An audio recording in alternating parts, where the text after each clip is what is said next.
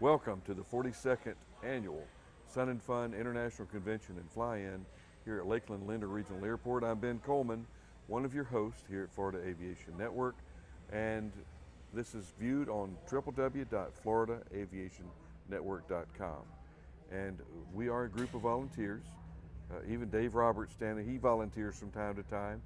Everybody here in the crowd wants to be a part of this, and you can be a part of it. Contact O Beyond. He'd love to talk to you. These folks are here to bring you compelling information about what's going on in the industry. And we, during this week-long festivity here at Sun and Fun, you come across all kinds of people. Anybody ever watch Miami Vice? You know, the old TV show, Miami Vice? Don Johnson, you know, Pink Sports Go. We got Don Johnson right here. Well, almost. Okay. Less hair, more personality. Actually, he's Dan Johnson, but I saw Don Johnson on his paper, and it sticks. You're always going to be Don Johnson. It'll always be. I said, he's off the air, I'm still on the air, so I think I win. Dan, welcome. Thank you, Ben. Pleasure to be with you. And tell us what happens, and your responsibility here at Sun and Fun is the LSA Mall. That's correct. And is that Paradise City used to be, or is it? It is. Some people know it as the ultralight area because back when ultralights were the rage, that's what it was. Then it became the light plane area, but along the way it kind of attracted the moniker of Paradise City because it's just a fun, sort of charming air show within the air show is how I describe it, Ben, that has its own runway, which has operations all day long, except during the certain portions of the air show, but otherwise they fly all day long, and some very normal looking airplanes and some rather unusual looking airplanes, and you can get right up to the fence line and watch them, and that's kind of a special thing as well. So we like to encourage people to come on down there, and we've tried to make it very easy for people to do so.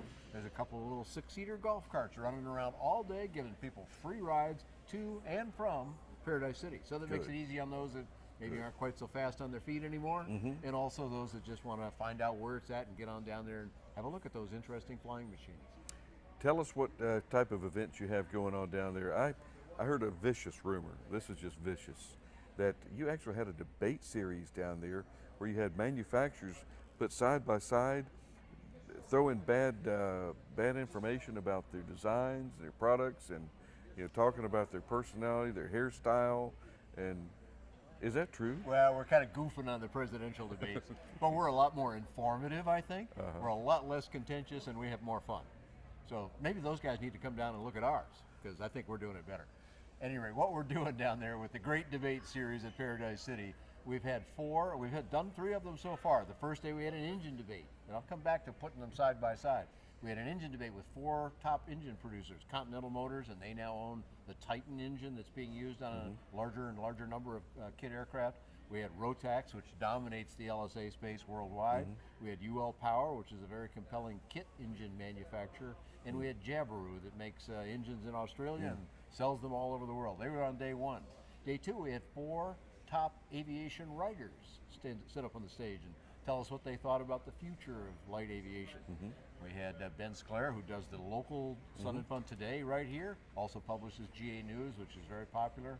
We had Robert Goyer of Plane and Pilot magazine, and for many years the editor-in-chief of Flying magazine. Pia Berquist, who is a writer for Flying Today. And we had Paul Bertorelli, who's made himself famous on AbWeb with some very interesting writing and videos. Today we had avionics, we had Dynon, we had MGL avionics, we had True Track autopilots, and Level technology that makes very high-end apps for iPads and Android tablets that you can use in the cockpit, which is increasingly common. Tomorrow we finish off the series with the apps themselves. We'll have ForeFlight, WingX Pro, the Seattle Avionics FlyQ, and we'll have Garmin Pilot there. So we've got all the best names, bringing them down to Paradise City. Why would we do that? because those are their customers too. Mm-hmm. All of those products, all of those people I just mentioned, very tightly connected to the aircraft going on in Paradise City, which is really where a lot of the innovation is happening in aviation, because it has a lower level of regulation, meaning they can try stuff. And try stuff they do. And a lower level of regulation doesn't necessarily mean lower level of safety. That's correct. Actually, they've got a very, FAA's term, I love to use this because FAA is very careful how they say such things, especially about safety, which is their primary requirement of duty in the government. And they like to say that LSA safety is acceptable. Now, that's pretty high praise given that they're not going to say it's safe. They'll never say it's safe. And it's not, of course. There are some accidents, and I don't mean to dismiss those who have lost someone. That's all very sad. But the actual safety record of light sport, of light kit-built airplanes, and even of ultralight aircraft is remarkably good, actually. Dan, the term safe, you know what the definition of safe is? Tell me. Free from harm. As we sit here, and I've said this 3 or 4 times today, we're not free from harm sitting here underneath this UL hanging over us. That's right. If that falls on us, we're done. That's right. It's going to hurt us. So bad things happen. You can't stop them all, but you can mitigate the risk. And so driving a car, that's not really safe, because you're 6 feet away from a head-on collision every time you pass somebody on a highway. And you have no idea what they're really doing. No, not a clue. So we're not really safe even driving a car, but we can do things safely. And that's one thing that I've noticed about the LSA movement and all of the manufacturers. They all try very hard to do things as safely as possible. And they've worked at it hard, Ben, and they've done quite well with it. Again, not dismissing those that have lost, but there's not very many of them, and we're happy to promote that fact. True. If we look back at where we came from heritage-wise in aviation for flying on a milk crate, but remember the term having a seatbelt in an airplane. That came out of necessity, right? Because somebody they weren't got in the tossed first out. No, they weren't. Orville and Wilbur didn't have a seatbelt. The initial lap belt that went into that just slipped into there was no buckle. Right. It was just a clasp, and it was kind of gave you a little friction, a little opposition, but you'd zip right out of that in a heartbeat. Absolutely. So, but airplanes today are so much safer. It's quite a remarkable thing. And the beauty of it is you're not aware of it. It just sort of happens in the background. In the light aircraft community, Ben, one of the things that's been a genuine benchmark that came out of that community, there are other things too, but the airframe parachute came out of that community. Actually started with hang gliders and moved up and is now in the Cirrus jet's going to have a parachute, an airframe parachute on it, and like that. Yep. Even the flying car is going to have a parachute in it. Have you seen the Switchblade design? I have, yes. Yeah, that's interesting, isn't it? And I had to admit a little bit of bias. I used to work with BRS parachutes, which basically pioneered the concept. And it was pushing a boulder up a hill in those days. It was. Nobody really wanted it. It was extra weight, extra cost, extra bulk. And what was it going to do for me again? Except it gives you a peace of mind, because there's always one more thing you can do. You use all your skills, you land it if you can, try and prevent the problems in the first place. Of course, sometimes it just adds up to be too much, and why not have one more option?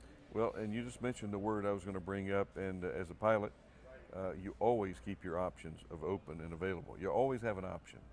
Don't paint yourself into a corner. Find a back door somewhere. And with all else fails, pull the handle, just like pulling the D-ring on your parachute. That's right. Same concept. Saved a lot of lives. Yeah. Many people will go through their entire career and never use it, and yet still appreciate it because it gave them some peace of mind to go, look, I'll do all the things I've been trained to do, that I practice doing, but if that isn't quite good enough, I got one more thing I can do. I'm not going to do anything Nothing stupid. wrong with that. Not doing anything stupid, but it's just nice to know it's there. That community is, we're also the very first to use GPS. Now it's everywhere. Everybody's got a GPS. Every phone has got a GPS in it. But there was a time when hang gliders and ultralight aircraft, those little dinky airplanes, had it first. Yeah. So because the regulations are so light, you can just try things. And everything doesn't work, but you can try them, and the cost is low, and these aircraft are affordable, and that's really the benchmark. Navigating with GPS, I call it the children of the magenta line.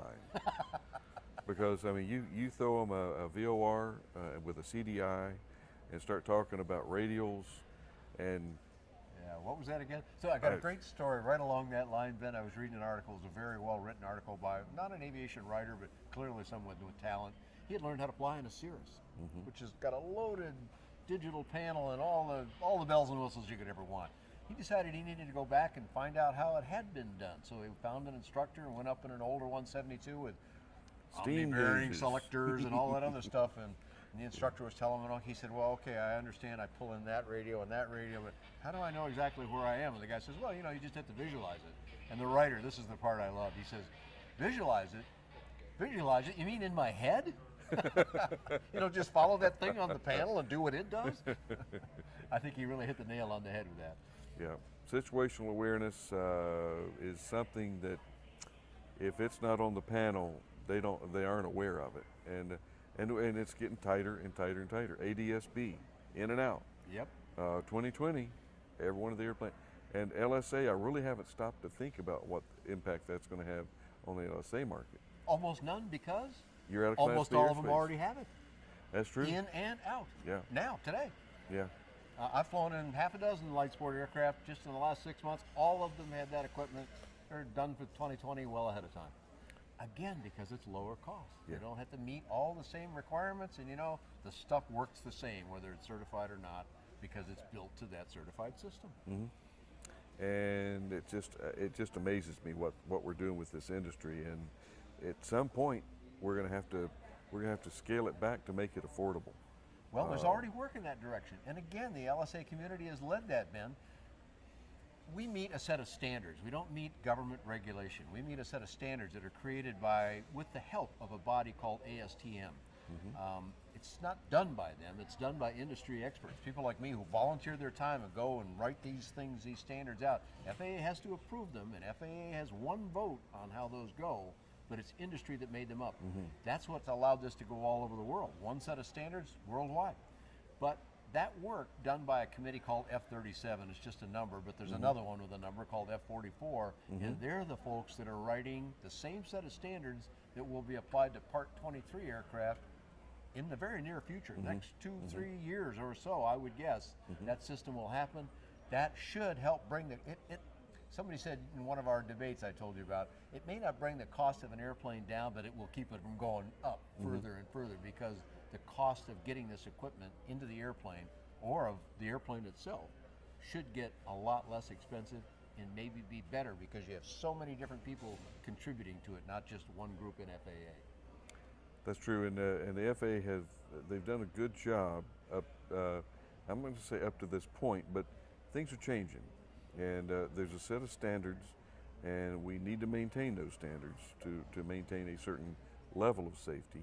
But I like the term that you mentioned as far as acceptable, and because once you approve something, you take ownership. That's right.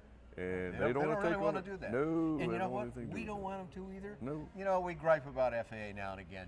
The old line. I'm from the FAA, and I'm not happy until you're not happy. That whole setup. We laugh about those things, and they take a little bashing. But I got to make sure I go out of my way to credit FAA for having allowed and given birth to this thing in the first place. This whole LSA thing, that came from FAA. Sure it did. Now, industry again contributed to it, but they had to say yes, and those fellows and gals that put that through stuck their neck out, and you know what, it's worked all right, and now we're going to go further with it, so that's pretty cool. Well, I'm proud to know Sue Gardner. Oh, yes. And she was one of the pivot persons. You betcha, and she's still banging away there in headquarters. That's right. We're glad she is. Very knowledgeable person. Thank you, Susan.